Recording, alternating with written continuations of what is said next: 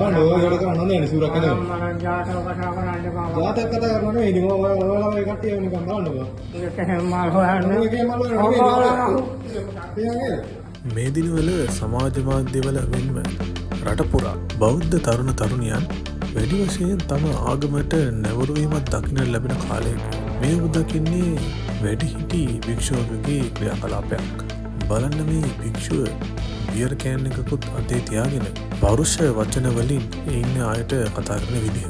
මෙවැනි භික්ෂූන්ගේ ක්‍රියාකලාපය නිසා හානියට පත්වන්නේ බෞද්ධ ශාසනය පවණක් නොවේ. අන්‍ය ආගම් ඉදිරියේ බෞද්ධ ආගම පහළට වීමක් තමයි මෙවැනි ක්‍රියාකලාප නිසා සිදුවන්නේ. ඉතින් මෙවැනි දුරාචාරයේ යෙදෙන භික්ෂූන් ගැන ඔබේ මතය මොකක්ද?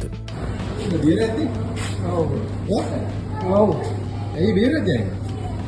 වාර මිසි කොන්නවා මිනිස්සු බීලා ආව හොයන්නේ. බියර් විසිකර තමයි නෝ හොඳ නැහැ නෝ සූරක් කරනවා නින්නේ. ඊයක් හරි කන්න මොකවත් දෙනවා මිසක් ආයෙ බයිල ගහන්න.